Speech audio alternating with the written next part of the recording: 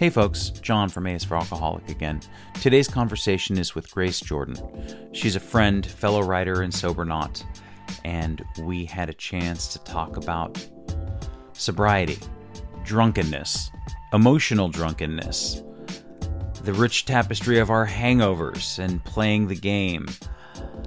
We talked about creating, destroying, having a good time, and recovering from that good time to find a better way to live. It's always an inspiring relief to talk to her and listen to her. And I'm eternally grateful for being able to call her my friend. So, without further ado, here is my conversation with Grace Jordan. Grace, it's been a while. Thank you for doing this. I appreciate your time.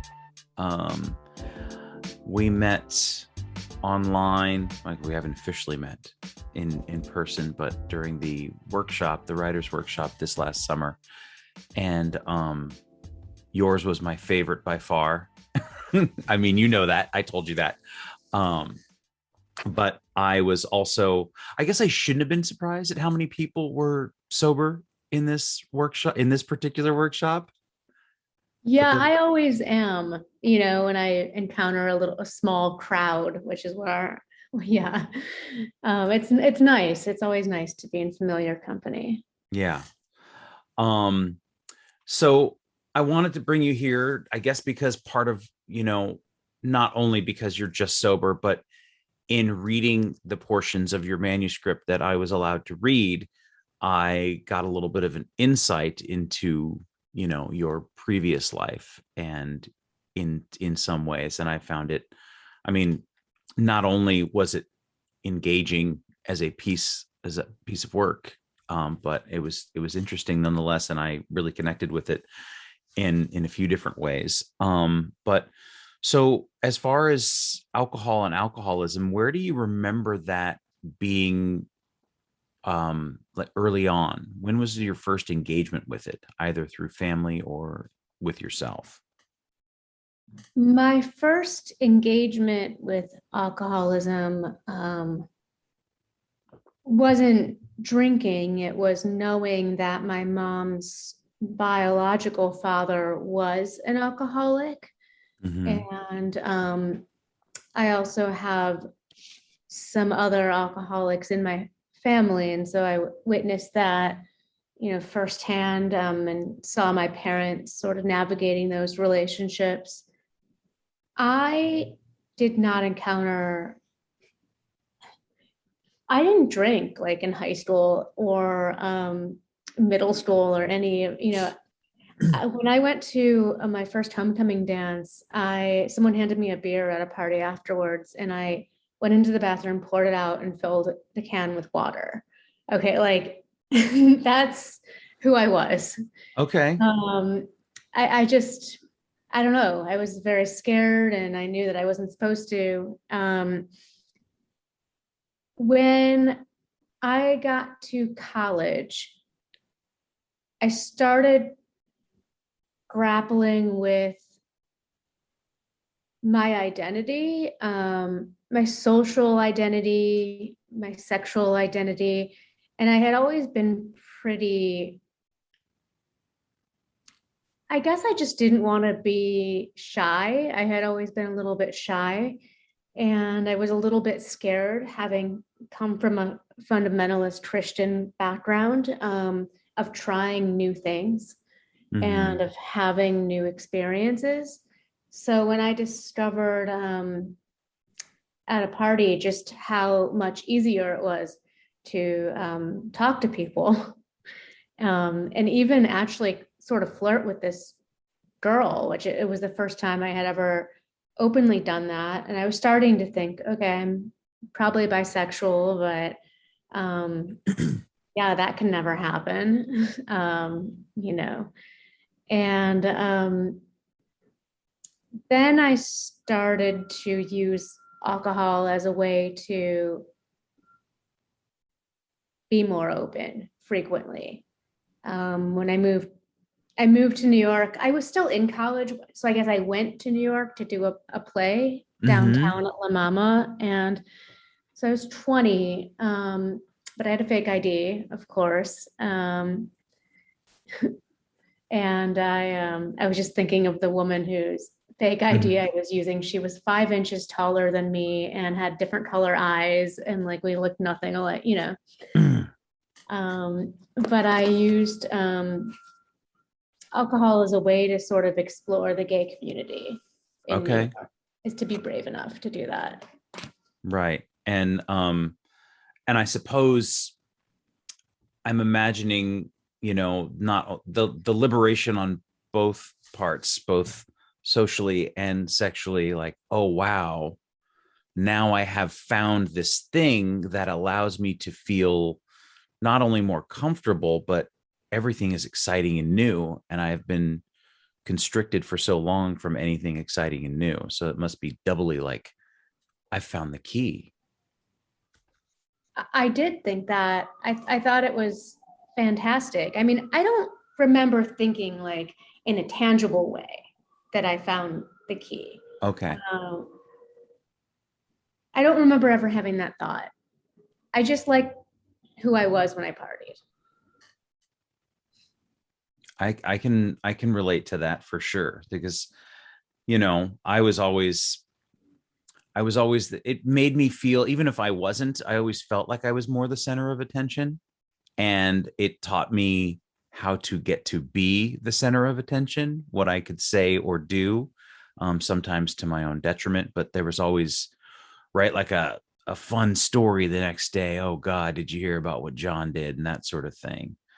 um so at this point, this is, you're enjoying it, things are going great, you have this, I don't want to say new life, but alcohol has made you a little more comfortable with yourself and meeting people that you wouldn't normally meet and enjoying life a little bit more.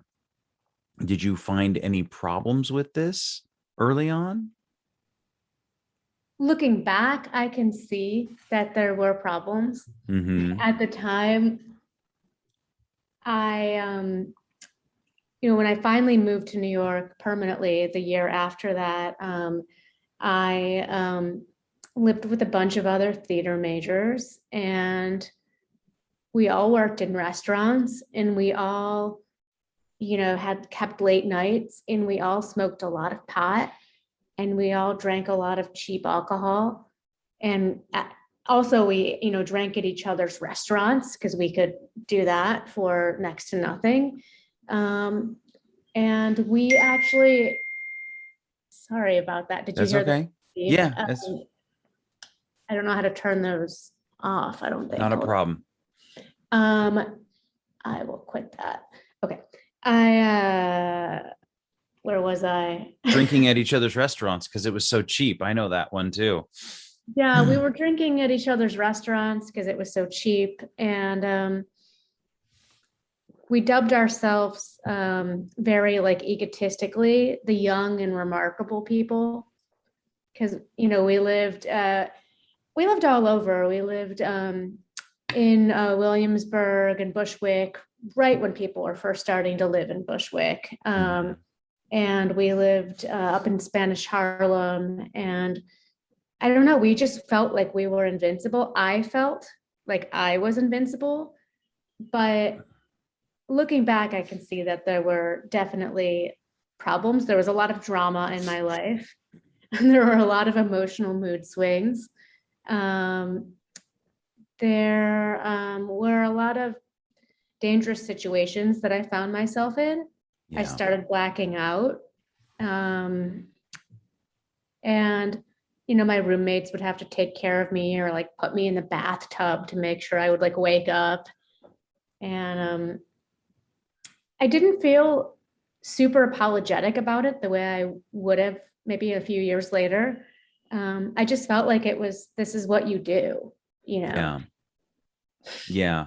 Yeah. I mean, I again, the same way where there was never a thought that I never had a thought for a very long time, I should say. I never had a thought where, oh, maybe I should quit this. Maybe there should be a change. Maybe alcohol is the thing that's causing all this. It was just part of the game. And being hungover was part of the game. And I used to have this joke, and I would talk about the rich tapestry of my hangover and the nausea and the headaches and the colors and the dizziness. And I had this whole like thing because I was romanticizing this sickness that I was inflicting upon myself on an almost nightly basis, but Yeah. never thought, oh, maybe I should quit drinking. And even when the doctor said you need to quit alcohol for 2 months or just, and I did that, it was excruciating. And it was daily like, ugh, I can't believe I can't drink today. And I was miserable. And then when the first of the year came along, first thing, I couldn't wait to like, let's do a shot at midnight. And, so it wasn't really, I didn't learn anything during that period of sobriety other than I was miserable without alcohol. And I didn't even learn that. But yeah, so this is going on. You're moving in New York. It sounds like a pretty exciting time nonetheless, like there's lots of cool stuff going on and living this, like you said, young and remarkable, which, I think I had similar thoughts of like, man, me and my friends are really cool. Like I have the coolest friends, the coolest group of people. And in some ways, the few that I still connect with, I still feel that way about them. But we were all a mess. Absolutely 100% a mess. How did you find any serious consequences coming from this, or was it, I mean, not just obviously blacking out is a serious consequence, but anything that made you stop and think twice? I changed everything in my life, but the problem, Mm-hmm. I left New York. I came back to New York. I moved to LA. I moved to New York. I got a new job. I always had gigs. I blew up opportunity after opportunity after opportunity. And I was very frustrated with myself at a point. And, I didn't fully realize, I think, just how many underlying issues there were, like this deeply repressed homophobia, this depression, which I believe I had been depressed from the time I was like a small child, an anxiety disorder, just like all of these things that made me feel so terrible. I was masking them with smoking a ton of pot and drinking a lot of alcohol because I don't know, I got sucked into a vortex of doing that. Well, I think too, when we're not, for me, I was never taught as a child how to process emotions, especially bad ones. And, because of the abuse growing up, it was best to not talk about anything. And it was best to keep it to yourself. And so I learned that one long before I ever picked up a drink, right? Like that, no, just ignore that. That's nothing. Move along, move along. Nope. And so I think that was sort of the precursor. So of course that's going to cause, for me, frustration and depression and anger and all the things that we end up talking about in recovery, so in your drinking, you talk about geographically changing jobs, seeking for anything other than fixing the problem. What was the or was there something in specific that was there a moment of clarity, or was it that said you were like, I need to stop this thing? Like when did that come and what was that like? So there were a series of what I like to call smaller bottoms, which would have been someone else's major bottom. You know, I fell off of something. I don't remember what. And I split my chin open, and I woke up in a pool of my own blood one morning, and I thought it was funny. I thought it was hilarious. I actually like texted my boss and I was like, do you know a plastic surgeon? Like, I like cut my chin open. And I texted my hairdresser and he's like, yeah, put a butterfly band-aid on that, you know, just like another gay boy. So he was like, yeah, like, you know, also like I have an aside, which is like partying is really ingrained in the LGBTQ community. So I think there's like this normalcy of like going out and being gay and being sort of a mess and it being celebrated. But I eventually, a girl I was sort of sleeping with at the time, I texted her and I said, hey, look what I did. And she said, you should get stitches. So, so I went to the ER and I thought it would be like a stitch or two, and it was 7. And then I had a friend come, she was 9 months pregnant, my friend. She came all the way up to Harlem from her downtown apartment. And she said, like, I just want to talk to you. And she introduced me to another friend who was in the program. And long story short, I ended up going to a meeting, and I let the person who brought me, the friend of a friend of a friend, buy me like the book, Living Sober. And I never read it, and I never went back. And I just started like for a few months, just like really monitoring my drinking. Like every time I had a glass of wine, I'd have like 3 glasses of water. I would really work hard to like stay in control. And then I moved to LA again for the summer, and I had a period of writing where I was like, I'm not going to drink. And then when the writing was done, I celebrated by drinking, and I moved back to New York. And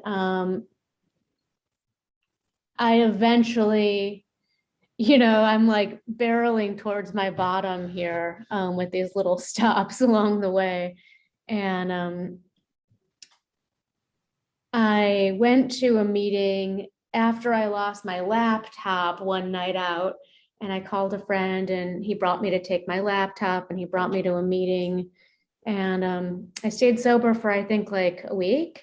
And then I went to like some special holiday meeting where like people were, it was like a talent show.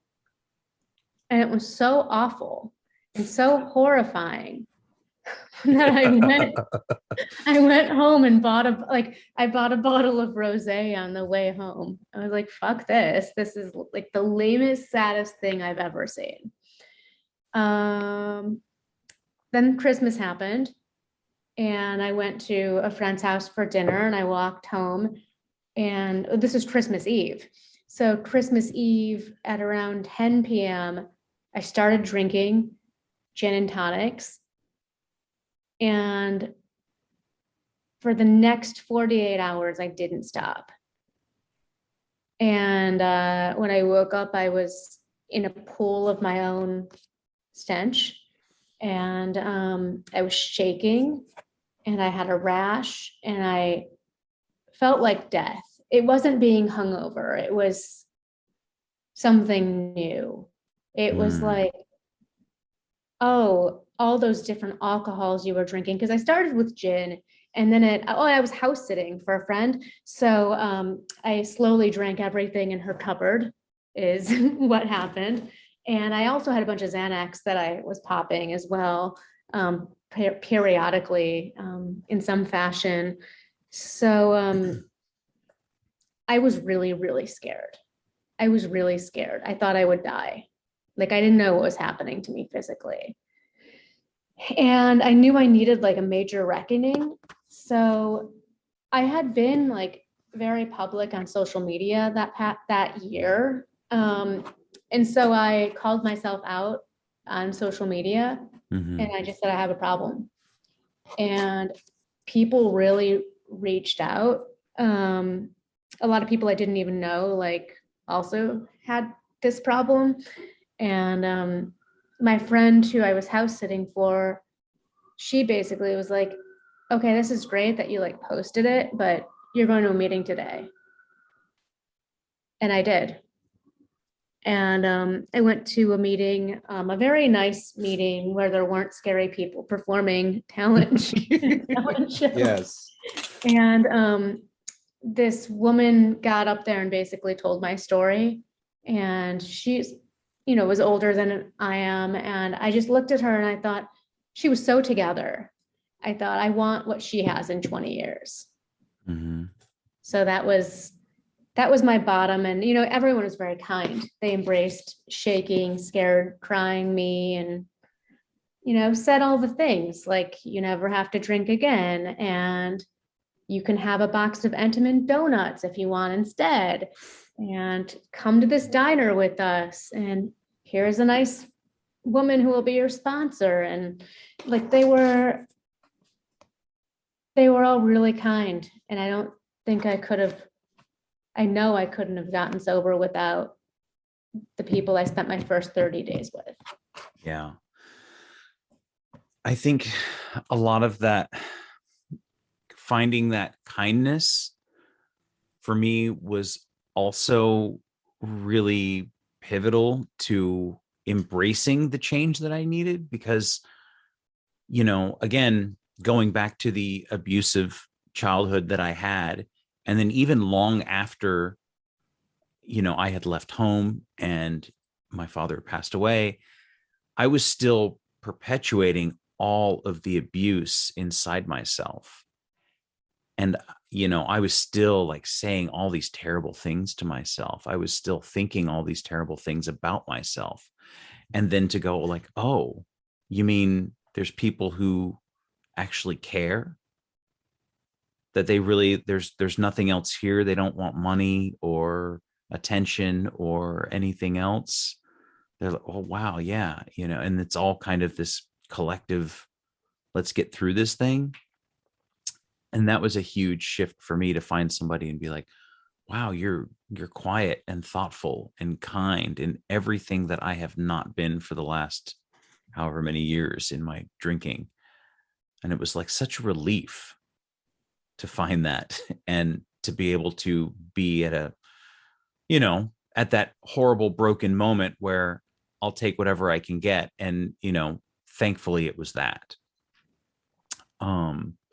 So you took to it, and it has worked, and you are healed. Yeah, I mean, miraculously, I found it much easier to stop hating myself once my mood was able to like equalize a little bit. Not to say I don't have days of complete loathing, but I'm able to bounce back from them a little faster. Right. That's awesome. And how long have you been sober? What is your date? My date is the 28th of December, 2017. Awesome. So 3.5 years. Awesome. So it'll be 4 years this year. Yeah. This Well, Christmas. actually, yeah, it's over 3.5 years. I guess it's like, yeah, wow. That 4 is coming up. And so one of the things that I wanted to ask you about, since you have done this both drunk and sober, is writing and creating, and your thoughts on getting sober and continuing to be a writer. Like, what was it like writing and creating while you were drunk? What was the process there? Well, I'll preface this by saying there were very few times where I was drunk and writing. Okay. I could not write when I was drinking. I would write after I was drinking, like the day after, or, but like in a binge itself. Maybe there were a few times I took my journal to a bar, and I think, I wrote some prose, or just like, observances, which I'm grateful I have. because they're indicative of my own very sad unraveling. My handwriting's pretty hard to read in most of those. But I will say it doesn't matter that I wasn't drinking while I was writing, because my mind was still stuck and not growing. So, I mean, I would have like periods of intense productivity, but I even think thematically in my work, it was impossible for me to move forward until I started to heal. You know, a lot of my work was very repetitive, was very,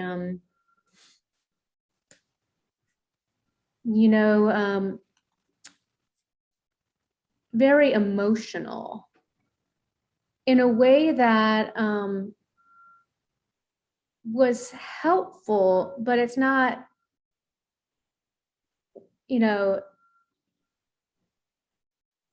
it's not going to give you the peace that you want if it's only emotion. And it's lacking reasoning and structure and those other tools. Yeah. Yes. I completely understand.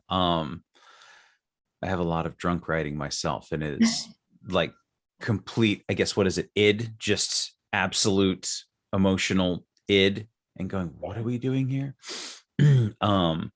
So now that when you got sober, was there any concern? So you didn't necessarily, alcohol was not a crutch on which you stood for your writing.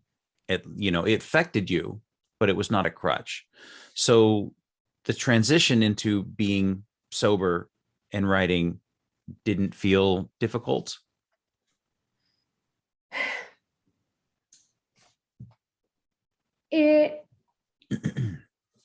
As I grew, inevitably, the things I wanted to write about changed.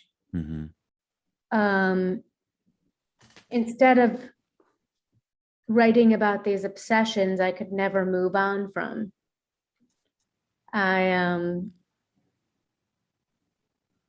wanted to explore things beyond that, and community beyond that, and myself beyond that. So there were periods of just recalibrating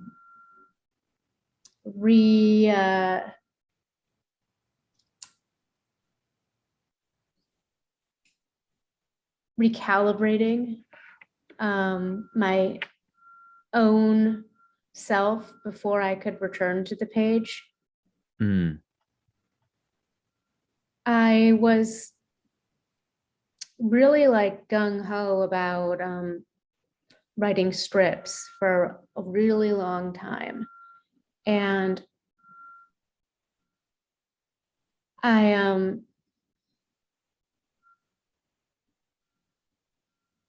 wanted that collaboration. I really ached for that. And I did have that. And I'm grateful that I had it. But now I'm sort of exploring different things and different ways of writing. My main focus, as you know, is nonfiction right now. And I love that. I love that time with myself.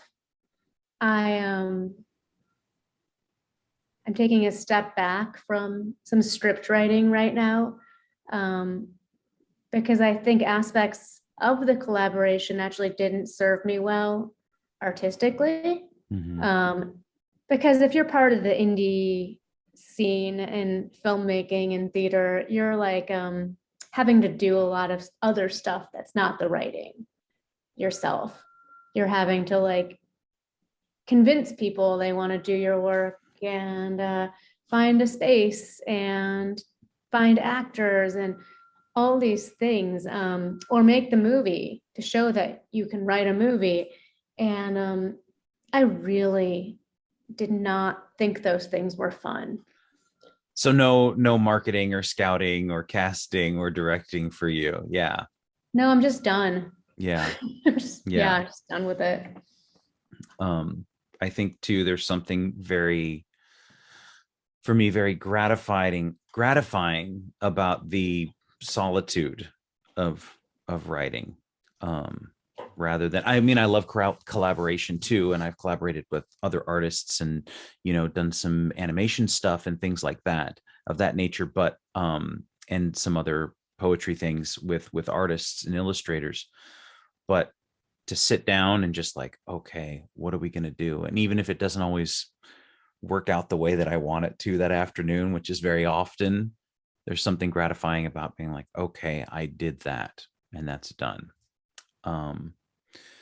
And I also like what you said about all of the old obsessions and being able to grow as a writer and to think about other things. Because if you're locked into this sort of, at least for me, it was always the misery and the woe, and somehow this pain was going to create something great. And occasionally there was some nuggets in there, right? Occasionally something would come through and I was like, that's really good. But most of it was kind of whiny for me, So it definitely was like, oh, okay, I don't have to be so fixated on this thing that's making me unhappy. I can write about things that make me happy, or I can write about things that are completely unrelated to me entirely and go, oh, okay, I can do that too. So it really does, I think, sobriety, or has for me, opened up a great many more ways of thinking than I thought. Absolutely. Yeah. I relate to that. With your, when you talked earlier about coming from a, did you say fundamentalist Christian background? Yeah. And in the program, there's a lot of talk about a higher power. Did you have trouble reconciling the two?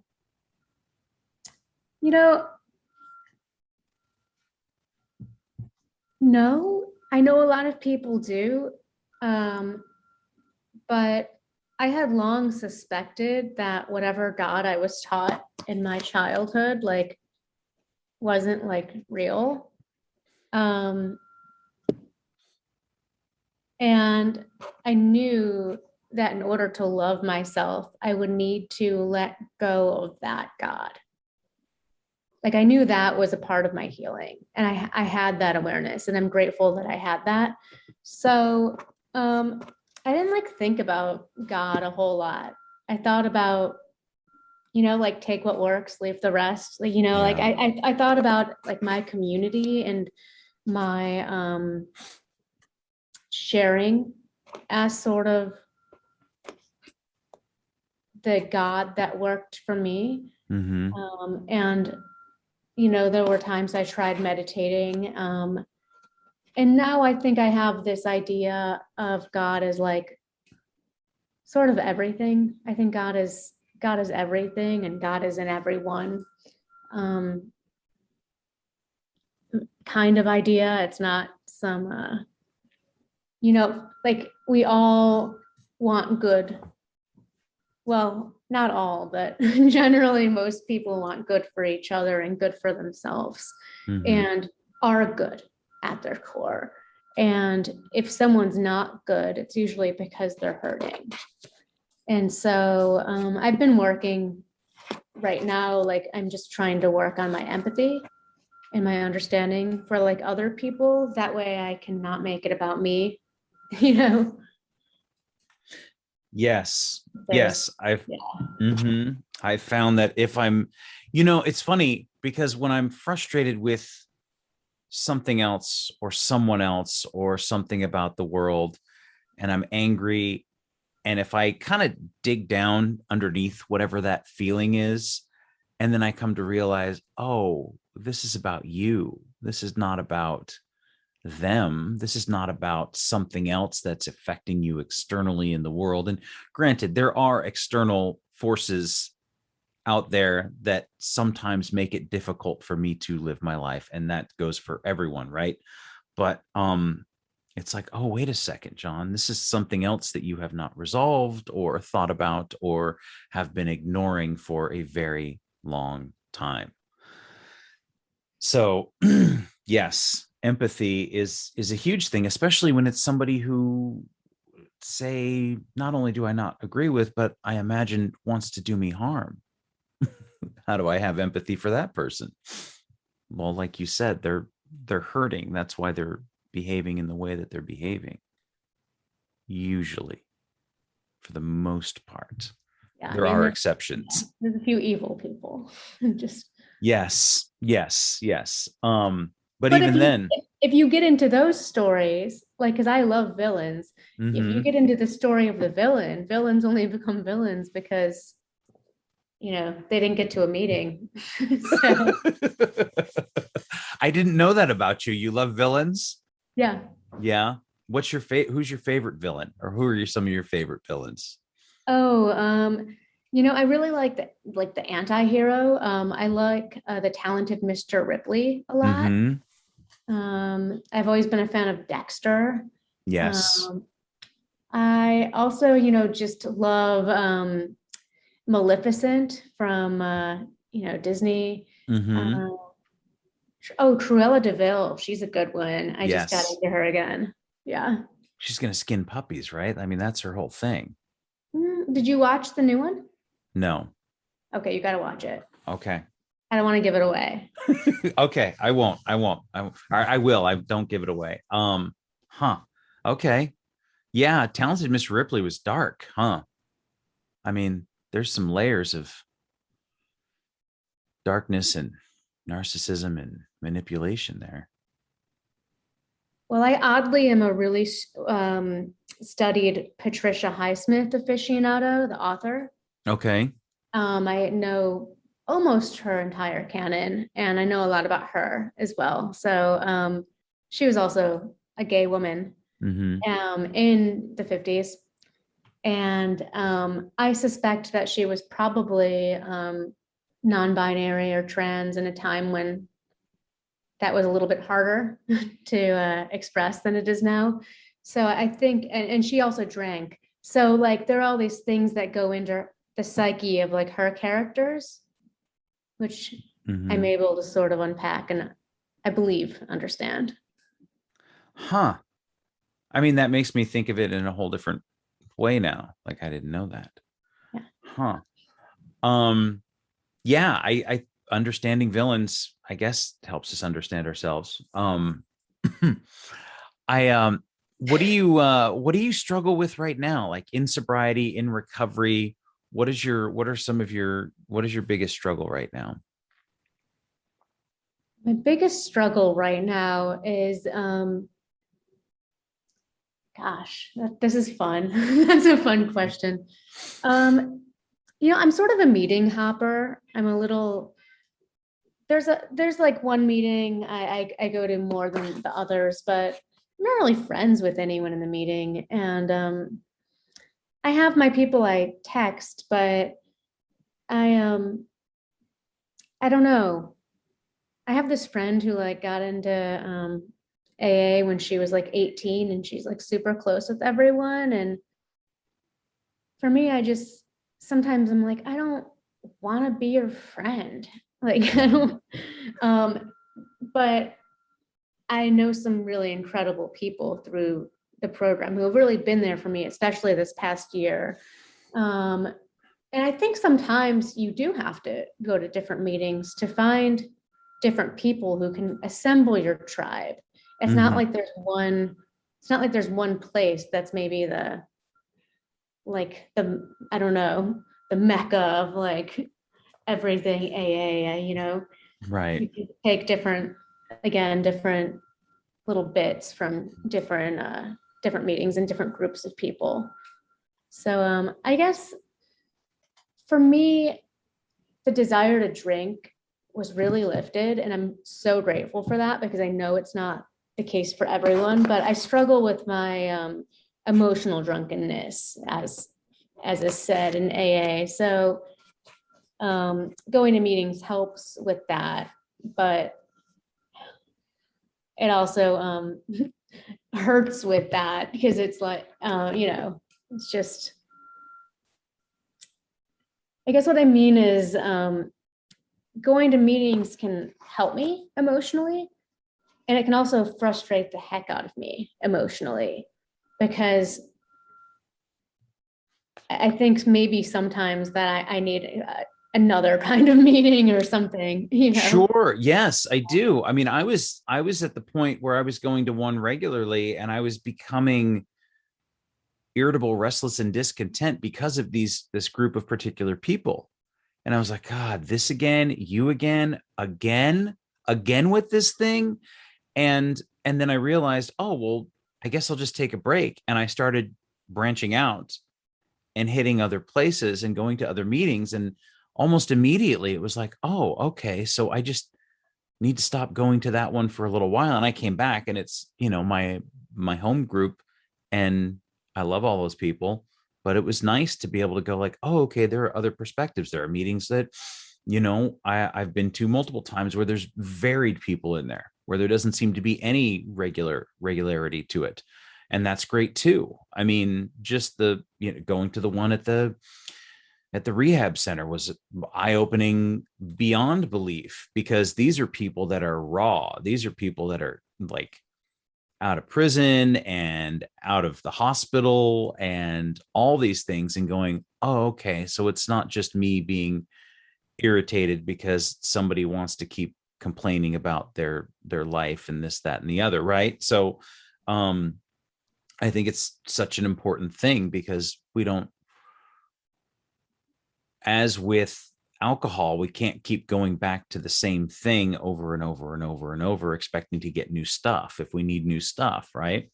Yeah, exactly. Um, so I think that that's hugely important. And thank God that there are multiple meetings all over the place. And, when I was in Hawaii one year, a few years back, and I just wandered in some meeting on the beach. I was like, this is amazing. You guys are just here and we're going to kind of do the same thing, but it's completely different. Like, what an awesome thing. So, yeah, I get it. The emotional drunkenness. I like that phrase too. I have not heard that one.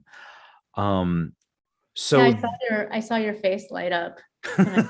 yeah. Well, I was like, oh, okay, emotional drunkenness, because I don't drink anymore and I don't have the urge. It's funny. I thought about this too the other day, because I had a friend come over who drinks, and he brought his own booze, and he comes over regularly, and like whatever, he has a couple of drinks and then he leaves, and there's no, you know what I mean? Like there's no sloppiness or anything like that. What if that happens? That happens after we hang out. And he's like, can I leave this here for the next time? And it was like this little bottle of Jameson. And I was like, yeah, just go ahead and put it up in the cupboard. And so now I've got, like, I'm living with this open bottle of Jameson, and, I have people, roommates. And so there's other booze and stuff here, but it doesn't occur to me that I'm going to drink the Jameson every time I go into the cupboard to get a can of garbanzo beans or something, like it's just there. I'm like, okay, yeah. Okay, so I have this weird fear, Okay. though, that when I'm asleep, if there's alcohol in the house, that I'll be a different person. When I'm afraid I'm gonna sleepwalk and like break my sobriety. So I don't. We have a few like closed bottles of wine, that have Mm-hmm. been gifted, and like champagne, but yeah, those are. I don't know. So I like. No, I'm not afraid I'll drink when I'm awake, but I have this irrational fear that I might sleepwalk and destroy it all. I mean, I it's don't mean to give you invasive thoughts. no, So, no, no, no, no, no, no, no, no, no, no. So I went through a period of drinking dreams, and they were very heavy and they were very horrible. And I don't know if you had any of these early in sobriety, but I would wake up feeling so remorseful, like I had actually done the things in the dream. And it was just like this horrible feeling. Now, it was a relief to know that I hadn't actually done those things, but like the bad feelings were really there. And so now that I've lived in this house for as long as I have, like 6 years, and it's the people's second home, so they come up, they visit, whatever, and they have all kinds of stuff here. And I think, to me, I realize, because I can and it's right there, and I could probably do it. I could probably do it for a day or two and nobody would know. Eventually, everybody would know. It wouldn't take long. But there's a certain sense of like, it's almost as if it's voodoo, where if I know it's there, it's not going to happen. I know that maybe it makes some weird sense, maybe, but like it's too easy. So of course I'm not going to do it.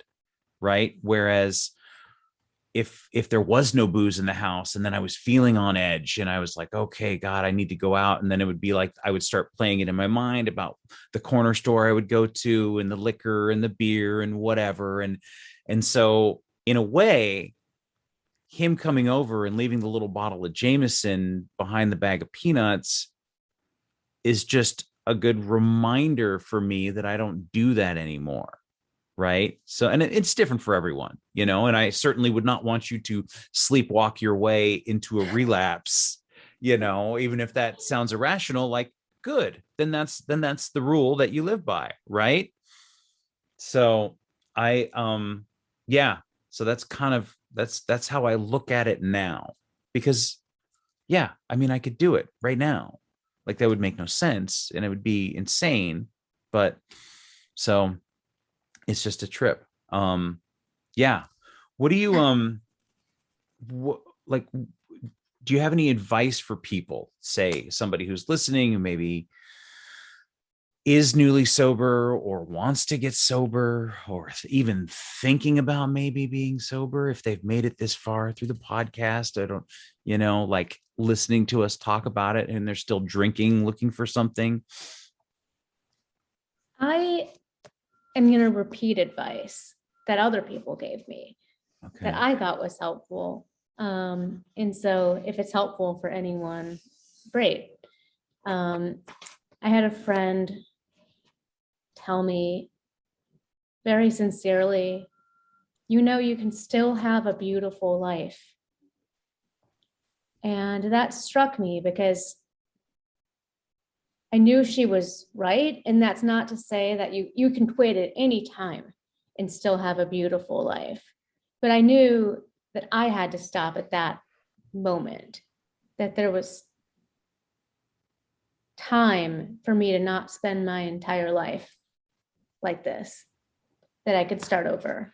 Mm-hmm. And I heard that, and that was exactly what I needed to hear. And then the other thing, I went to this women's meeting for my first year of sobriety, and these women were great. They were all like high power, like very successful, like badass women, and very supportive of one another.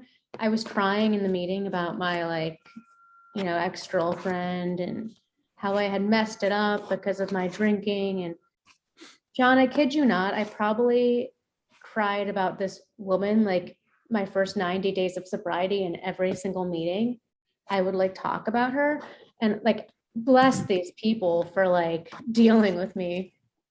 But this woman said to me, and I think this sort of resonated because it almost the way she said it sounded a little naughty. And I think, I don't know, a lot of alcoholics, we like being able to get away with something. Mm-hmm. And she said, she pulled me in after the meeting and she said, if you just play by these rules, no one says no to you again.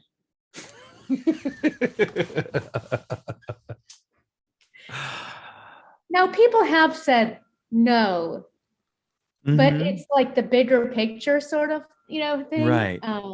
You're not going to fuck up. You're not going to fuck up in this way again. You're going to be able to get what you want.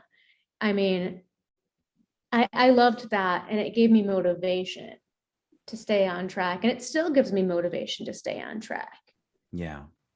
I was given a lot of gifts, in sobriety. And now it's oh, well, if you drink or you'll fuck all these gifts up. And I don't want to do that. Yeah. So that's sort of what I think I needed. I think that's great. I mean, that's definitely, no one will say no to you ever again. And part of me wants to go when I hear that, part of me feels yes, that feels great. And then part of me is come on, man, are you just trying to hustle me into this higher power bullshit? Because, I was very in the beginning, early in sobriety, I was people would give me their business card and they would shake my hand and like, anytime you want to talk. And I was like, get the fuck away from me. What do you want? And I'm like, well, they just want to help. And it took me so long to realize that. And I eventually had to go and apologize to one dude. And I was like, I just want to let you know, man, like, I know we never talked, but I was very resentful toward you for a long time for giving me your business card. And it was really stupid of me. And like, I just want that out of my head. It's just about getting it out of my head, So I think that's part of it too. It doesn't have to be these active, angry things. It can just, because I just want it out of my head. I want what is it? What do they say, that lift the obsession?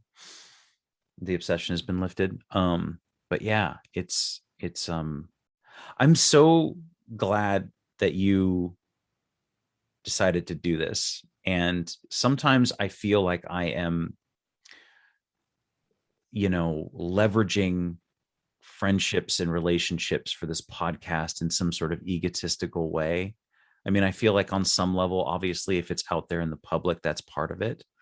But just talking to you today and talking about all this, I feel far more inspired to like write and be focused on these things when I talk to you.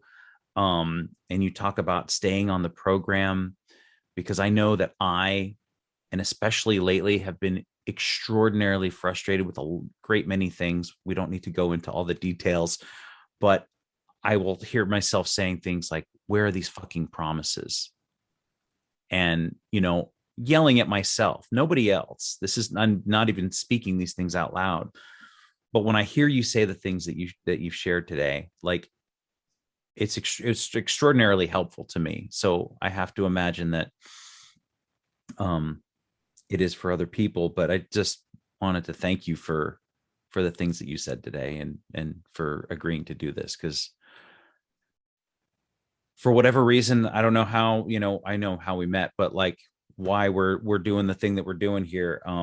I really appreciate you. And like, it means a lot, your friendship. So. Oh, I feel the same exact way. Thank you. I know I was a little nervous, even though like I've shared in meetings, before. I guess it was, and I will talk to anyone about it who wants to listen, but I guess it was one of my first outside of meeting rooms talking about it experiences. So Thank you for giving that to me. Yeah, absolutely. So I think, I mean, and yeah, I just again, thank you. And it means a hell of a lot. And so, lastly, where can anyone find you to find the things that you have done and do and did? You can find me in two places. You can find me on Instagram at Grace Writes Drama. You can find me on Twitter at GC Writes. And I lied, there's a third place. You can also find me on my website, www.thegracejordan.com. And I've been continuously updating it, but I think I'm finally it's finally in a place where I urge you all to log on and look at my website. Absolutely. I will do that as soon as we're done here. Awesome. Thank you again. I appreciate you. Thank you. And I look forward to reading your work in print soon. Same. Okay. All right. I'll talk to you soon, John. Bye. Bye. Thanks again for listening. Our music, as always, is by Neglect. You can find more of his stuff at neglect.bandcamp.com. And you can find us on all social media platforms that matter: Instagram, Facebook, and Twitter. And you can reach us at aisforalcoholic@gmail.com. Talk to you later. Yeah.